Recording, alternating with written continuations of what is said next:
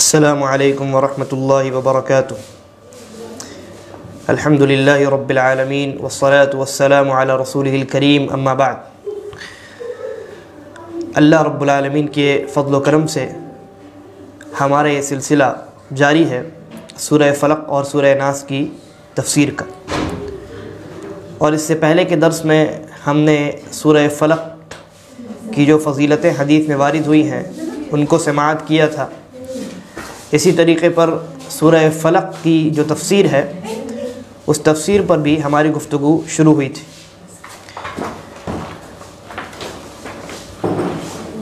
اور قل اعوذ برب الفلق، یہاں فلق سے کیا مراد ہے اس کا بیان ہوا تھا کہ قل اعوذ برب الفلق یعنی اے نبی صلی اللہ علیہ وسلم آپ کہیے کہ میں پناہ مانگتا ہوں ہر اس چیز سے، میں پناہ مانگتا ہوں اللہ رب العالمین کی ذات سے جو ہر اس چیز کا رب ہے، جو چیز پھٹ سکتی ہے اور اس سے کوئی چیز نکل سکتی، یعنی میں پناہ میں آتا ہوں اس رب کی جو ہر اس چیز کا رب ہے جو پھٹ سکتی ہے۔ اور اس میں ہم نے یہ بیان کیا تھا کہ ہر چیز شامل ہے، دنیا کے اندر جتنی چیزیں ہیں وہ سب کی سب فلق میں شامل ہیں، اس لیے کہ ہر چیز کسی نہ کسی چیز سے نکلتی۔ اس کے بعد قل اعوذ برب الفلق من شر ما خلق، اس کے بعد اب کن چیزوں سے پناہ مانگنا ہے۔ پہلے تو اللہ رب العالمین سے سوال کیا گیا کہ اے اللہ میں تیرے پناہ میں آتا ہوں، کن چیزوں سے؟ اب آگے اس کا بیان آ رہا ہے۔ سب سے پہلے اللہ رب العالمین نے ایک بہت عام جملہ استعمال کیا، اور اس جملے میں ہر قسم کی برائی شامل ہے جس سے انسان پناہ چاہتا ہو، اللہ رب العالمین سے حفاظت چاہتا ہو۔ کہا من شر ما خلق، اللہ نے جتنی چیزیں پیدا کی ہیں ان تمام کے شر سے میں اللہ رب العالمین کی پناہ میں جاتا ہوں، اللہ سے سوال کرتا ہوں کہ اللہ مجھے ان تمام مخلوقات سے اور ان کے شر سے بچا کر رکھے جن کو اس نے پیدا کیا۔ اس کے بعد اس کے بعد اللہ رب العالمین نے چند خاص چیزوں کا تذکرہ کیا ہے اپنی مخلوقات میں سے، جن کے اندر مصیبت ہوتی ہے اور جن سے انسان کو تکلیف اور پریشانی ہوتی ہے، اور تقریباً 3 چیزوں کا یہاں اللہ تبارک و تعالی نے ذکر کیا۔ سب سے پہلے کہا وَمِن شَرِّ غَاسِقٍ إِذَا وَقَبَ، اور میں پناہ چاہتا ہوں، اللہ رب العالمین کی پناہ چاہتا ہوں کس چیز سے؟ من شر غاسق، غاسق کے شر سے۔ آپ جب ترجمہ دیکھیں گے قرآن مجید کا جو ترجمہ اردو زبان میں ہمارے پاس موجود ہے تو اس میں کیا ترجمہ ہے؟ وَمِن شَرِّ غَاسِقٍ إِذَا وَقَبَ، کہ میں رات کے شر سے پناہ چاہتا ہوں جب وہ اندھیری ہو جائے، جب تاریک ہو جائے، اس کی تاریکی میں اندھیرے میں اضافہ ہو جائے تو میں اس رات کے شر سے پناہ چاہتا ہوں۔ یہ غاسق کا جو مطلب ہے، یا غاسق کے چند معنی ہیں، ان میں سے ایک معنی ہے۔ اس آیت میں غور کیجئے، اللہ رب العالمین نے کہا وَمِن شَرِّ غَاسِقٍ إِذَا وَقَبَ، اے نبی صلی اللہ علیہ وسلم آپ کہیے کہ میں غاسق کے شر سے پناہ چاہتا ہوں۔ تو غاسق کا ایک معنی رات ہے، اذا وقب یعنی جب رات تاریک ہو جائے اور رات کی اندھیرے میں اضافہ ہو جائے، یہ ایک معنی ہوا۔ اور اس کا دوسرا معنی، یہ جو پہلا معنی ہے یا اس لفظ کی جو تشریح اور تفسیر کی گئی ہے غاسق کی رات سے، یہ تشریح اور تفسیر اس تفسیر پر قرآن مجید کی دوسری ایک آیت دلالت کرتی ہے۔ اللہ تبارک و تعالی نے کہا اقم الصلاۃ لدلوک الشمس الی غسق اللیل، رات جب اندھیری ہو جائے اس وقت تک نماز قائم کرو۔ وہاں اصل میں وہ عشاء کا وقت مراد ہے۔ تو غسق کو اللہ تبارک و تعالی نے اندھیری رات کے لیے استعمال کیا، اور یہ اسی غسق سے غاسق بنا ہے، لہذا وَمِن شَرِّ غَاسِقٍ إِذَا وَقَبَ یعنی میں اس چیز سے، میں رات کی تاریکی سے، رات جب اندھیری ہو جائے اس کی تاریکی میں جب اضافہ ہو جائے تو اس سے پناہ چاہتا ہوں۔ یہ ایک معنی ہوا۔ اور مفسرین نے اس کے اور بھی کئی معنی بیان کیے، ان میں سے ایک دوسرا جو راجح معنی ہے وہ نبی اکرم صلی اللہ علیہ وسلم کی تفسیر ہے۔ نبی اکرم صلی اللہ علیہ وسلم نے عائشہ رضی اللہ عنہا کو مخاطب کر کے کہا کہ استعیذی باللہ من شر ھذا، آپ نے چاند کی جانب اشارہ کیا اور کہا کہ اللہ رب العالمین سے اس کے شر سے، یعنی چاند کے شر سے پناہ طلب کرو۔ فإن ھذا هو الغاسق اذا وقب، کہا کہ یہی چاند غاسق ہے جس کا ذکر سورہ فلق میں کیا گیا اور جس کے شر سے پناہ مانگا گیا ہے۔ کب؟ اذا وقب، اور وقب کا معنی یہاں جب چاند کے ساتھ استعمال ہو تو علماء نے کیا ہے اذا غاب، یعنی چاند جب غائب ہو جائے، چاند جب تاریک ہو جائے تو ایسی صورت میں نتیجہ کیا نکلتا ہے؟ دنیا میں اندھیرا چھا جاتا ہے۔ تو یہ دو تفسیریں ہیں غاسق کی، لہذا ومن شر غاسق اذا وقب کا کیا معنی ہوا؟ دو معنی ہوئے اس کے۔ پہلا معنی میں رات کے شر سے پناہ طلب کرتا ہوں جب رات کی تاریکی میں اضافہ ہو جائے، اور دوسرا معنی میں چاند کے شر سے پناہ طلب کرتا ہوں جب چاند غائب ہو جائے، یعنی چاند تاریک ہو جائے، چاند کی روشنی باقی نہ رہے۔ چاند جب غائب ہو جائے تو ایسی صورت میں انسان کو اللہ رب العالمین سے چاند کے شر سے، یعنی اس تاریک چاند کے شر سے پناہ طلب کرنی چاہیے۔ اب سوال یہ ہے کہ ایسا کیوں؟ رات کی تاریکی اور چاند کے تاریک ہو جانے کی وجہ سے دنیا میں جو اندھیرا چھا جاتا ہے، اس اندھیرے سے پناہ طلب کرنے کی کیا ضرورت ہے؟ تو جواب یہ ہے کہ دنیا میں رات کے تاریک ہو جانے کی وجہ سے یا رات میں جو روشنی ہوتی ہے چاند کی، اس روشنی کے چلے جانے کی وجہ سے جو اندھیرا چھا جاتا ہے، اس اندھیرے میں بہت ساری ایسی چیزیں ہیں جو سرزمین پر پھیل جاتی ہیں اور انسان کو نقصان پہنچا سکتی ہیں۔ ان میں سے ایک چیز ہے جن اور شیاطین۔ نبی اکرم صلی اللہ علیہ وسلم کی حدیث ہے، آپ نے کہا کہ جب رات شروع ہو تو اپنے بچوں کو گھر میں بند کر لیا کرو، اس لیے کہ شیاطین اس وقت بکثرت پھیل جاتے ہیں۔ صحیح بخاری وغیرہ کی روایت۔ تو ایک تو یہ کہ رات جیسے ہی آتی ہے تو شیاطین اور جن یہ بکثرت زمین پر پھیلنے لگتے ہیں، یہ پہلی چیز ہوئی۔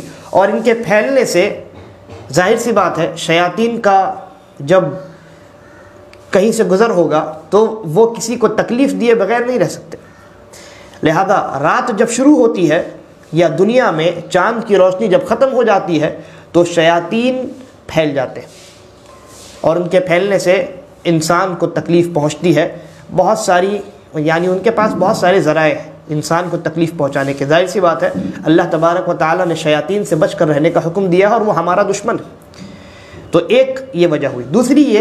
دوسری یہ کہ اللہ رب العالمین کے چند ایسی مخلوقات ہیں جن کو اللہ تبارک و تعالیٰ رات کے شروع ہوتے ہی زمین پر پھیلنے کی اجازت دیتا ہے، جیسا کہ اللہ تبارک بہت سارے چوپایوں کو زمین پر پھیلا دیتا ہے، اور ان کے پھیل جانے کی وجہ سے ظاہر سی بات ہے انسان کو تکلیف پہنچ سکتی ہے۔ اور ان مخلوقات میں جن و انس بھی یعنی جنات بھی ہو سکتے ہیں، اور اسی طریقے پر دوسرے جو ایسے جانور ہیں، حیوان ہیں جو انسان کے لیے ضرر رساں ہے، انسان کو تکلیف پہنچانے والے، اور کیڑے مکوڑے ہیں یا زہریلے جانور ہیں یا چیر پھاڑ کر کھا جانے والے جو درندے قسم کے جانور ہوتے ہیں وہ ہیں۔ لہذا اللہ رب العالمین نے یہاں رات کی تاریکی سے پناہ طلب کرنے کی تلقین کی ہے، اور ہمیں یہ دعا سکھلائی ہے کہ ہم اللہ رب العالمین سے رات کی تاریکی سے پناہ طلب کریں۔ اللہ رب العالمین سے اس بات کا سوال کریں کہ اے اللہ، جب رات داخل ہو جائے،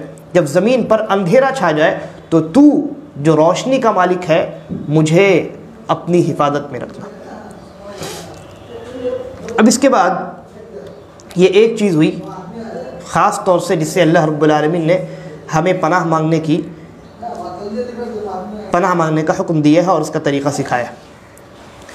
اس کے بعد دوسری چیز سورہ فلق کے اندر اس کے بعد کی جو آیت ہے وَمِن شَرِّ غَاسِقٍ إِذَا وَقَبَ وَمِن شَرِّ النَّفَّاثَاتِ فِي الْعُقَدِ، اور اے نبی صلی اللہ علیہ وسلم آپ کہیے کہ میں اللہ رب العالمین کی پناہ میں آتا ہوں ان جادوگرنیوں سے جو جادو کرتی ہے اور گرہا باندھتی ہے اور اس گرہے میں پھونک مارتی ہے. ایسی جادوگرنیوں سے اور ان کے جادو سے میں اللہ رب العالمین کے پناہ میں جاتا ہوں. اس آیت میں غور کرنے کی بہت ساری باتیں ہیں. پہلی چیز یہ کہ جادو حقیقت میں ہوتا ہے, جادو کی حقیقت ہے. ایسا نہیں ہے کہ جادو یہ صرف قصے اور کہانیوں میں ہے اور انسان صرف اس کو سنے اور یہ سمجھے کہ نہیں یہ حقیقت میں نہیں ہے, ایسا نہیں. بلکہ جادو موجود ہے اور جادو سے انسان کو نقصان پہنچتا ہے. تبھی نہ اللہ رب العالمین نے جادو کے شر سے پناہ مانگنے کا ہمیں طریقہ سکھایا ہے. اور جیسا کہ اس سے پہلے درس میں اس بات کا بیان ہوا کہ نبی اکرم صلی اللہ علیہ وسلم پر بھی جادو ہو چکا ہے. لہذا جب سید البشر محمد الرسول اللہ صلی اللہ علیہ وسلم جادو کے شکار ہو گئے تو آج کے دور میں اگر کوئی انسان یہ دعویٰ کرے کہ جادو کی کوئی حقیقت نہیں ہے, ایسی صورت میں اس انسان کے اوپر کیا حکم لگایا جائے؟ ظاہر سی بات ہے آپ یہ کہیں گے کہ وہ انسان جاہل ہے, شریعت سے بھی جاہل ہے اور حقیقت سے بھی جاہل ہے.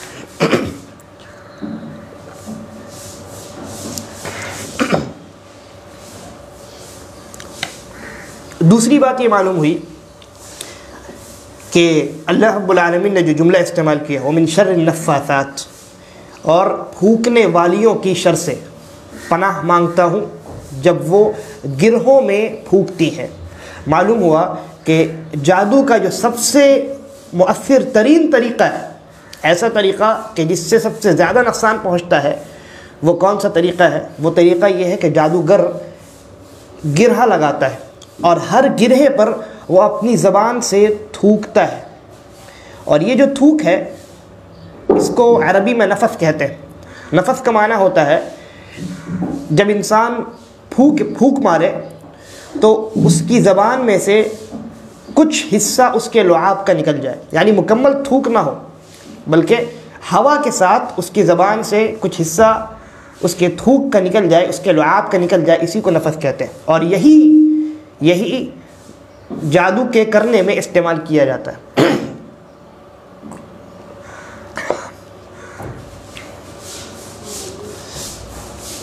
تیسری چیز یہ معلوم ہوئی کہ انسان بسا اوقات انسان کی زبان سے, انسان کے منہ سے کچھ ہوا ایسی بھی نکلتی ہے اور اس ہوا کے ساتھ اس کے زبان اور اس کے منہ میں جو لعاب موجود ہے وہ لعاب کچھ ایسا بھی انسان کے منہ سے نکلتا ہے جو کسی دوسرے انسان کو نقصان پہنچانے کا سبب بن سکتا ہے. اور اس کی ابھی تھوڑی سی تشریح حسد کے معاملے میں بھی آئے گی. اسی طریقے پر یہ جو جادوگر ہوتے ہیں یہ گرہوں میں جب پھونک مارتے ہیں اور اس میں اپنی تھوک کو شامل کرتے ہیں تو ایسا نہیں ہے کہ ان کے صرف تھوک کو شامل کرنے کی وجہ سے اور گرہا مارنے کی وجہ سے جادو ہو جاتا ہے, بلکہ لازم ہے کہ شیاطین ان کی مدد کرے. بغیر شیطان کی مدد کے جادو محال ہے. لہذا یہ جو جادوگر ہوتے ہیں جو جادو کرتے ہیں, گرچہ وہ اس بات کا دعویٰ کریں کہ شیاطین اور جنات میرے قبضے میں ہے, لیکن حقیقت یہ ہوتی ہے کہ یہ دعویٰ کرنے والے حضرات خود شیاطین اور جنات کے قبضے میں ہوتے ہیں, ان کی عبادت کرتے ہیں, ان کی فرما برداری کرتے ہیں اور شرک کرتے ہیں. ظاہر سی بات ہے شیاطین کا مقصد یہ ہے کہ انسان کو شرک میں مبتلا کرے, اور جب انسان شرک کرے گا تو ایسی صورت میں آخرت اس کی پوری مکمل برباد ہے. اب چاہے دنیا میں اس کو جتنا جو کچھ دے دیا جائے. لہذا شیاطین یہی حربہ استعمال کرتے ہیں, جادوگروں سے شرک کرواتے ہیں اور دنیا میں ان کا کام کرتے ہیں. ایسا معلوم ہوتا ہے کہ شیاطین ان کے نوکر ہیں, لیکن در حقیقت وہ شیاطین کے غلام ہوتے ہیں. اس کے بعد یہ دو چیزیں ہو گئی. تیسری چیز جس سے خاص طور سے نام لے کر کے اللہ رب العالمین نے پناہ طلب کرنے کا طریقہ سکھلایا ہے اور سورہ فلق میں اس کا ذکر کیا ہے. اللہ رب العالمین نے کہا وَمِن شَرِّ حَاسِدٍ إِذَا حَسَدَ, اور اے نبی صلی اللہ علیہ وسلم آپ اپنے رب کی پناہ میں جائیے، آپ کہیے کہ میں فلق یا صبح کے رب کی پناہ میں آتا ہوں حاسد کے حسد سے، اذا حسد، جب وہ حسد کرے۔ یہ آیت بھی بڑی غور کرنے والی ہے۔ پہلی چیز یہ کہ حسد کس کو کہیں گے، حسد کی تعریف کیا ہے؟ تو جواب یہ ہے کہ حسد کہتے ہیں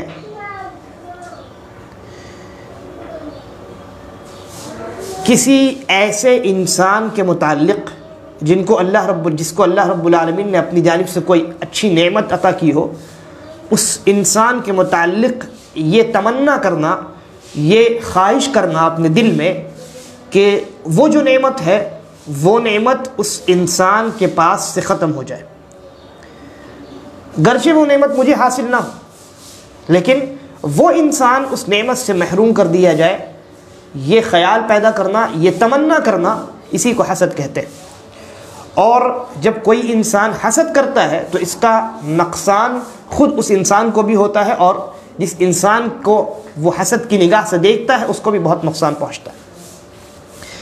کیسے؟ یہ جو انسان ہے جو حاسد ہے اور جس کے شر سے اللہ رب العالمین نے پناہ طلب کرنے کا طریقہ سکھلایا ہے، حاسد، یہ جب کسی انسان کو دیکھتا ہے کہ اس کو اللہ نے کچھ نعمت عطا کی، لہذا وہ کیا تمنا پیدا کرتا ہے، اپنے دل میں کیا خیال پیدا کرتا ہے کہ اللہ رب العالمین اس نعمت کو اس سے چھین لے، گرچہ وہ نعمت اس کو نہیں حاصل ہو، لیکن صرف اتنا ہو جانا کہ اس کے بھائی کے پاس جو نعمت ہے وہ نعمت ختم ہو جائے، اس کے لیے کافی ہوتا ہے۔ اور جب یہ سلسلہ شروع ہوتا ہے تو پھر یہ سلسلہ دراز ہوتا جاتا ہے، پھر حسد کرنے والے کو کبھی سکون میسر نہیں ہوتا، کبھی اطمینان نہیں ہوتا۔ لہذا ہر وہ انسان جس کو اللہ نے نعمت دی ہوتی ہے، اس انسان کو جب یہ حسد کرنے والا دیکھتا ہے تو اپنی عادت کے مطابق حسد کرتا ہے، اور غم میں، ہم میں مبتلا رہتا ہے، پریشان اور غمگین رہتا ہے کہ اس کو اللہ نے اتنی عظیم نعمت دے دی، مجھے کیوں نہیں دی۔ لہذا ہمیشہ وہ یہ خواہش کرتا رہتا ہے کہ فلاں کے پاس سے یہ نعمت ختم ہو جائے، فلاں کے پاس وہ نعمت ہے ختم ہو جائے، لیکن خود اللہ اس کے اوپر انعامات نازل کرے اس بات کی کوشش وہ نہیں کرتا۔ تو یہ نقصان کس کا ہوا؟ حاسد کا ہوا، جو حسد کرتا ہے۔ اب جس کو وہ حسد کی نگاہ سے دیکھتا ہے یا جس سے وہ حسد کرتا ہے، اس کا کیا نقصان ہے؟ اس کا نقصان یہ ہے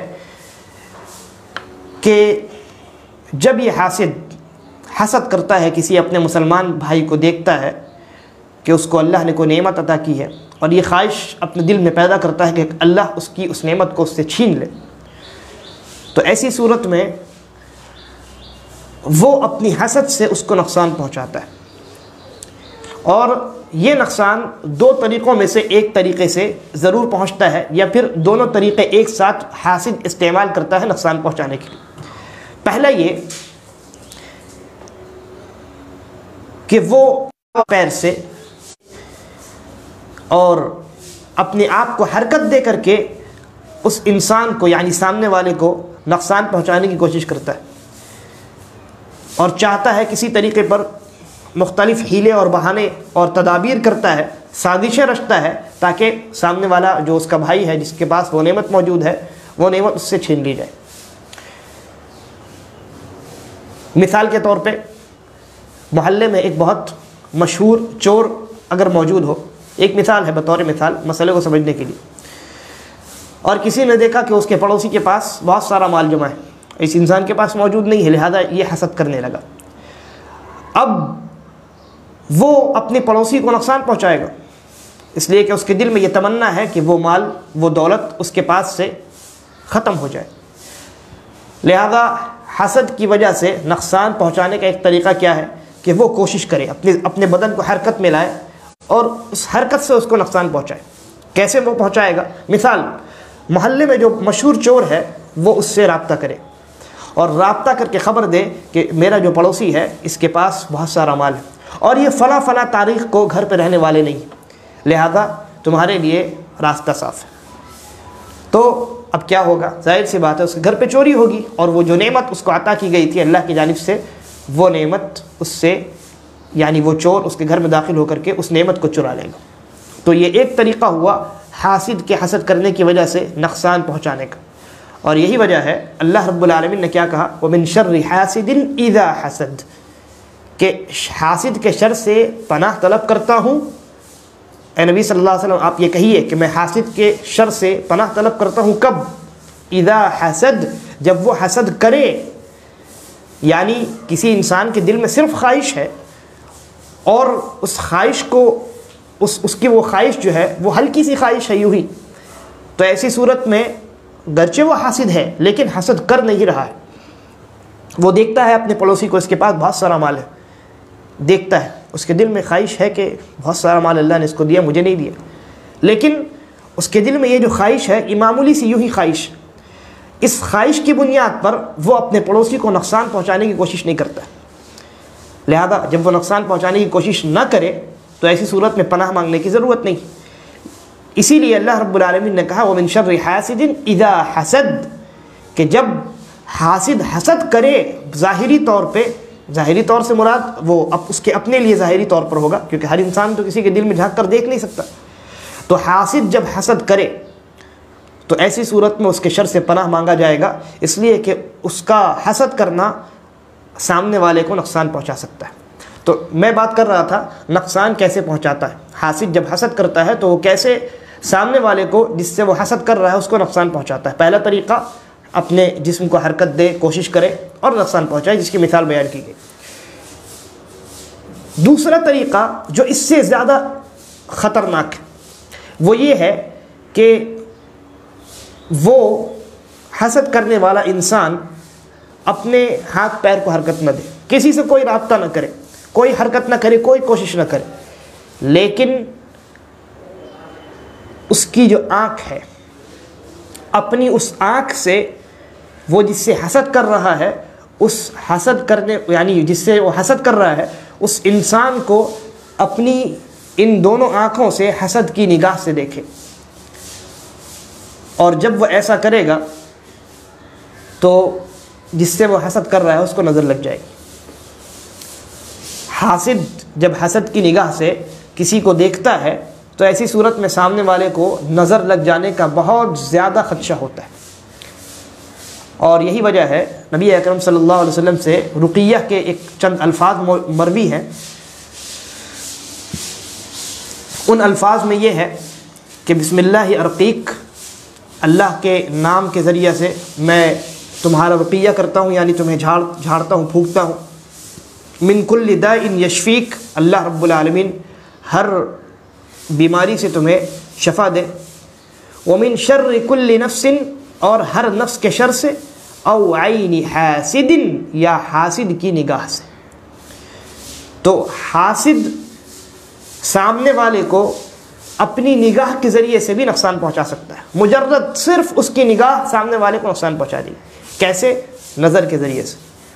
لہذا حاسد جب حسد کی نگاہ سے اپنے اس بھائی کو دیکھتا ہے تو اس انسان کو نظر لگ جاتی ہے اور اس کو کسی نہ کسی طرح کی تکلیف پہنچتی، لہذا اس تکلیف سے بچنے کے لیے اللہ تبارک و تعالی نے یہ طریقہ بتایا ہے کہ ہم اللہ رب العالمین سے پناہ طلب کریں ان حاسدوں کے شر سے جب وہ حسد کریں۔ یہاں ایک بہت دلچسپ بات ہے، اور وہ یہ ہے کہ کیا ہر نظر جو انسان کو لگتی ہے وہ حاسد ہی کی جانب سے لگتی ہے؟ ایک سوال، اور یہ سوال کیوں ہے؟ اس لیے کہ بہت سارے لوگ یہ سمجھتے ہیں کہ نظر صرف حاسد کی نگاہ سے لگتی ہے، یعنی اگر کوئی ایسا انسان ہے جو حسد نہیں کر رہا ہے اور کسی انسان کے خیر اور بھلائی کو، اس کے پاس جو نعمتیں موجود ہیں اس کو دیکھے تو اکثر لوگ یہ سمجھتے ہیں کہ نظر نہیں لگے گا، نظر نہیں لگے گی۔ کیوں؟ اس لیے کہ وہ حسد تھوڑی کر رہا ہے، حسد نہیں کر رہا وہ۔ یا دو مالدار انسان ہیں، دونوں ایک دوسرے کی مالداری کو دیکھیں، دونوں ایک دوسرے کے پاس جو نعمتیں ہیں اس کو دیکھیں، بڑی تعریفیں کریں، تو لوگ یہ سمجھتے ہیں کہ ان دونوں کی نظر آپس میں تھوڑی لگے گی، اس لیے کہ دونوں تو مالدار ہیں، دونوں کے پاس نعمت۔ اسی لیے سوال یہ پیدا ہوا کہ کیا نظر صرف حاسد کی لگتی ہے؟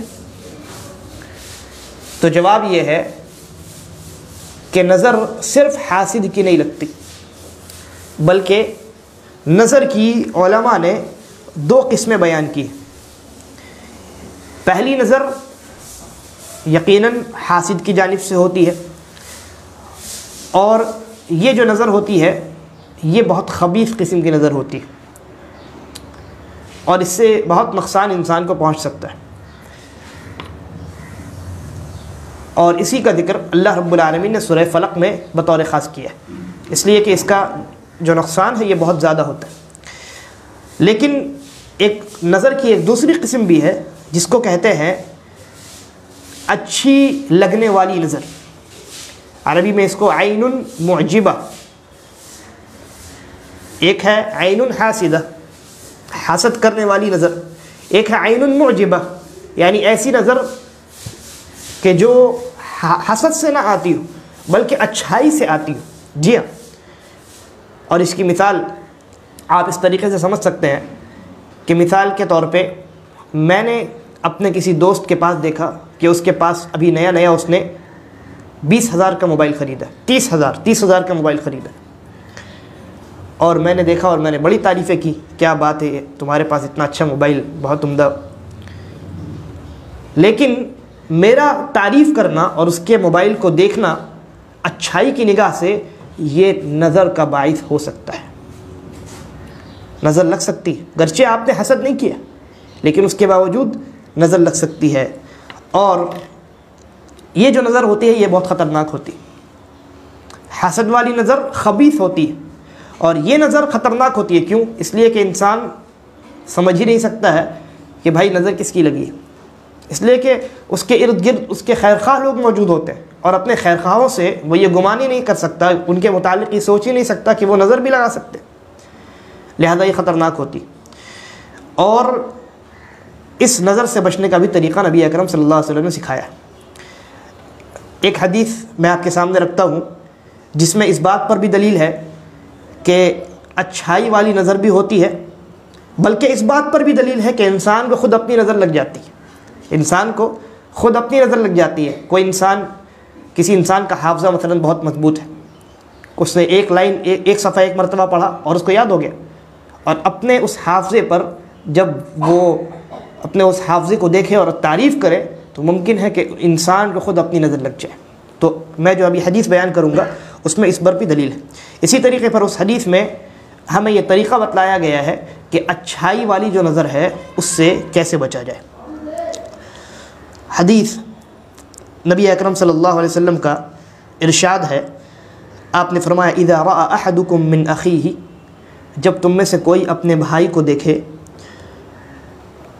او نفسہ، جب تم میں سے کوئی اپنے بھائی کی، یا او نفسہ یا خود اپنے آپ کی، او مالہ یا اپنے مال کی، ما یعجبہ دیکھ لے، یا خود اپنے اندر اس کی کوئی اچھائی موجود ہو اس کو دیکھے، یعنی نوٹس کرے، یا اس کے مال میں مثلا بہت برکت ہو رہی ہے، اپنے مال کو وہ دیکھے کہ میرا مال بہت تیزی کے ساتھ بڑھ رہا ہے، تو اللہ کے نبی نے کہا فَلْيَدْعُ بِالْبَرَكَةِ، تو چاہیے کہ وہ برکت کی دعا کرے۔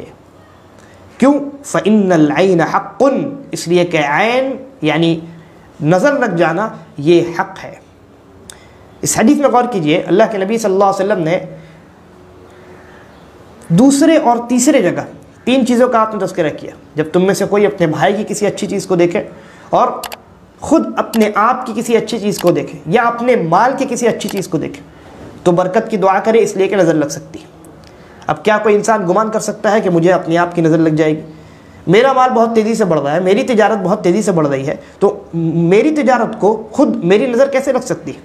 لیکن اللہ کے نبی صلی اللہ علیہ وسلم نے واضح طور پہ فرمایا کہ آپ کو خود اپنے آپ کی نظر لگ سکتی ہے، اور آپ کے مال میں خود آپ کی نظر لگ سکتی ہے۔ تو طریقہ کیا ہے؟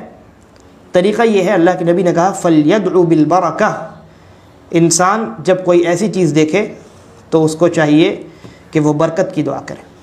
آپ نے اپنے کسی دوست کو دیکھا کہ اس کے پاس 30,000 کا موبائل ہے، آپ تعریف کریں، یقیناً آپ تعریف کریں، اس کی دلجوئی ہوگی اور اس کو اچھا لگے گا، لیکن ساتھ ساتھ یہ بھی کہیں بارک اللہ فیک، اللہ رب العالمین تم میں برکت عطا کرے۔ یہ جملہ کہنا ہرگز نہ بھولیں۔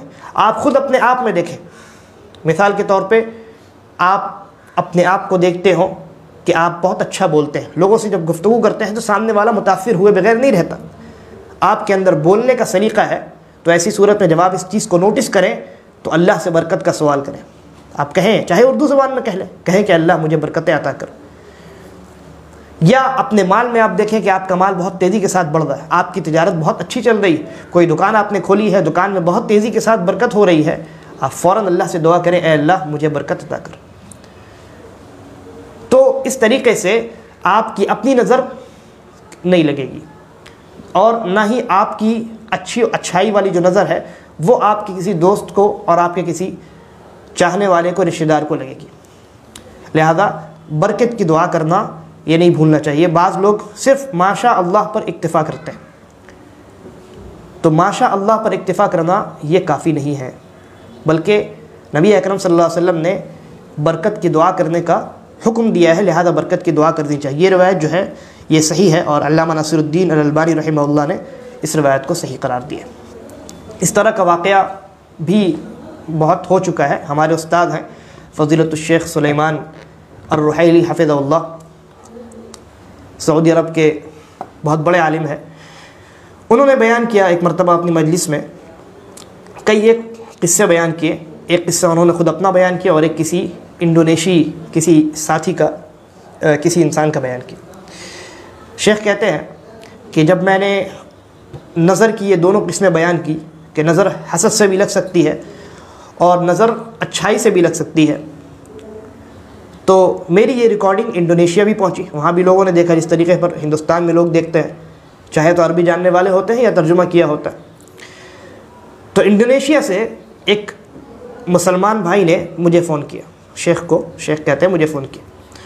اس نے کہا کہ شیخ میرے تجارت میں بہت زیادہ گھاٹا ہونے لگا تھا، اچانک تجارت بہت اچھی چل رہی تھی، بہت ترقی ہو رہی تھی، لیکن اچانک میں نے دیکھا کہ تجارت آہستہ آہستہ ڈوبنی شروع ہو گئی، اور میں نے اپنے آس پاس کسی ایسے انسان کو بھی نہیں پایا جس کے متعلق میں یہ سوچ سکوں کہ ہو سکتا ہے اس نے حسد کی نگاہ سے دیکھا۔ پھر اس کے بعد میں نے آپ کی وہ ویڈیو سنی اور آپ کا وہ بیان سنا جس میں آپ نے نظر کی یہ دونوں قسمیں بیان کی تھی، اور یہ کہا تھا کہ انسان کو اس کے مال میں خود اس کی اپنی نظر لگ سکتی ہے۔ جب میں نے یہ سنا تو میں نے اللہ رب العالمین سے برکت کی دعا کی اپنے تجارت میں، اور اللہ سے پناہ طلب کی نظر بد سے اور اچھی نظر سے۔ شیخ حفظہ اللہ کہتے ہیں کہ اس انسان نے کہا کہ میرے ایسا کرنے کے بعد فوراً تجارت میں پھر سے وہی ترقی شروع ہو گئی۔ اسی طریقے پر شیخ نے اپنا بھی واقعہ بیان کیا کہ ایک مرتبہ شیخ کسی مجلس میں تھے اور تقریر کرنی تھی شیخ کو، اور اس تقریر میں سورۃ الفاتحہ پڑھنی تھی۔ شیخ کہتے ہیں مجھے پتہ ہے کہ مجھے کیا کہنا ہے، لیکن اس کے باوجود میری زبان سے ایک کلمہ نہیں نکلا، یہاں تک کہ میں سورۃ الفاتحہ بھی میں نے کوشش کی کہ پڑھوں اور نہ پڑھ سکا۔ پھر اس کے بعد وہیں بیٹھے بیٹھے شیخ کہتے ہیں کہ میں نے اپنا رقیہ کیا، یعنی اپنے اوپر دعائیں پڑھ کے پھونکی، اللہ سے برکت کی دعا کی اور اللہ سے آسانی کا سوال کیا، تب جا کر کے یہ معاملہ ختم ہوا۔ تو ممکن ہے کہ شیخ کے کسی چاہنے والے نے شیخ کی جانب حسرت کی نگاہ سے دیکھا ہو اور یہ سوچا ہو کہ الحمدللہ اتنے بڑے عالم ہیں، اور شیخ کو اللہ رب العالمین نے اتنا علم عطا کیا ہے اور اتنی محنت کرتے ہیں۔ ہو سکتا ہے کہ کسی طالب علم کی نظر شیخ کو لگ گئی، گرچہ وہ حسد کی نگاہ سے نہ دیکھتا ہو، لیکن حسرت کی نگاہ سے، اچھائی کی نگاہ سے دیکھتا ہو، تو ممکن ہے اس کی وہ اچھی نظر بھی شیخ کو لگ گئی ہو۔